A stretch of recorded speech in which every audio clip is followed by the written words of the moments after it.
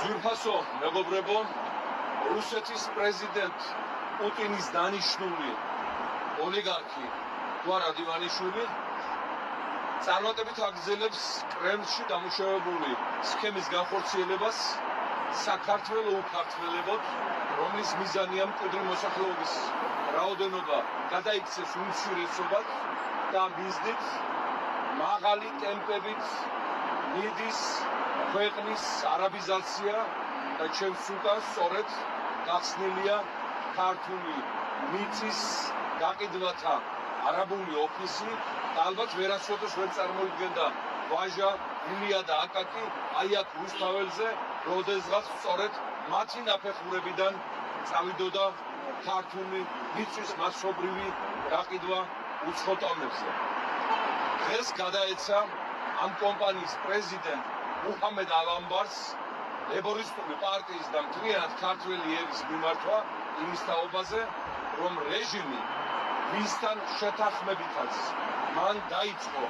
არაბიზაცია თბილისში, რუსთავში, გონიოში, კასპში, ბაზალეთში, მცხეთაში და მთელ საქართველოში, ეს რეჟიმი არის არალეგიტიმური, უკანონო და მასთან გაფორმებული ყველანაირი კონტრაქტები არ ატარებენ იურიდიული ძალის ასპექტებს და შესაბამისად წარმოადგენს უკანონო გარიგებას, რომელიც ხელისუფლების შეცვლისთანავე იქნება გაუქმებული და დავას ვერცერთ არბიტრაჟში არაბული კომპანია ვერ მოიგებს და თუინად წყალში ჩაეყრება გაწეული ხარჯები, თუკი რამეს აპირებს ამ მიმართულებით. გარდა ამისა, ჩვენ ვაფრთხილებთ არაბულ კომპანიას ბატონ მუჰამედს, რომ რეჟიმი, რომელთანაც მას აქვს საკონტრაქტო ურთიერთობა ქართული მიწის საღებისა და ხალხის გადაშენების დარგში, სანქცირებულია ამერიკის შეერთებული შტატებიდან, ევროპიდან და მსოფლიოს დემოკრატიული სამყაროდან. შესაბამისად, სანქცირებულ პირთან ურთიერთობა, ანუ კრიმინალთან ურთიერთობა